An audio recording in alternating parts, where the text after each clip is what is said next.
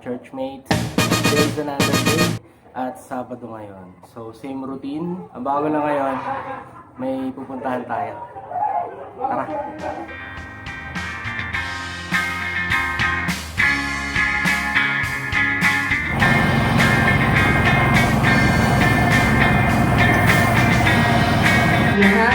Siyempre, nagpapasalamat po ako kasi binigyan niyo po ng time na panahon na Juan Michael John Gobias, Sir Ferdinand Magno, Pastor Ray Alvin Balleros. Oblasyon sa ating mga bisita, sa lahat po ng naririto ngayon upang maging saksi sa pagganap ko sa ating tungkulin sa loob ng 100 araw bilang bago. Magandang hapon po sa ating lahat, sa ating mga barangay officials na pinangungunahan ng ating kapitana. Ay number 78, si Berna. Number 43, Na kompletong pangalan, simula barangay captain hanggang sa akin to. may bilang po 1 to 10 ha.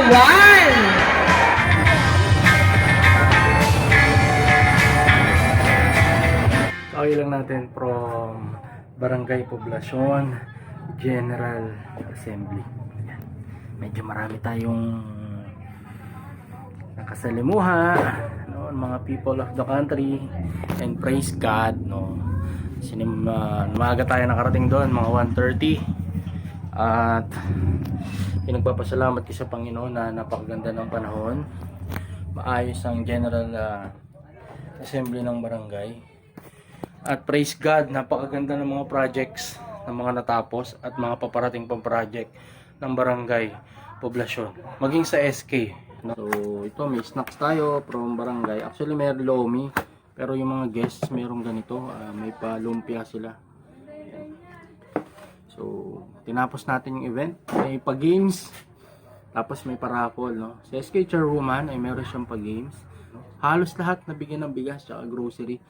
Nakakatuwa. At ito, hindi ko in-expect ang kahit anong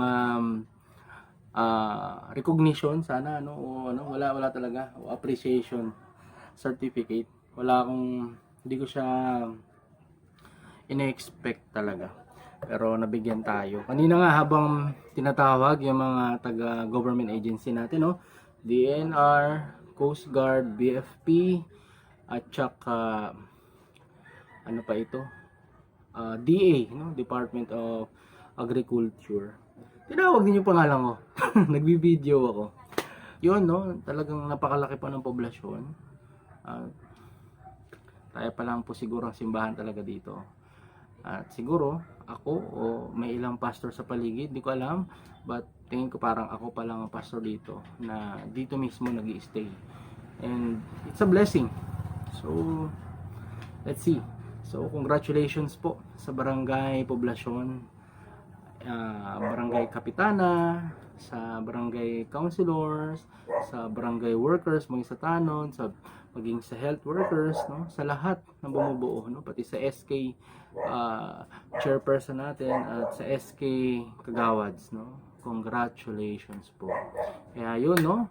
Sana, no? Yung parang meron doon 3 M na hindi ko makalimutan makialam, makilahok, makiisa, no? Kailangan natin yon at bilang pastor ginawa natin yon at sana gawin natin to para sa ikaunlad ng buhay ninyo, ng buhay ng barangay Poblacion, kaunlad nating lahat. So hanggang dito na muna mga churchmates, see you in the next video and God bless you.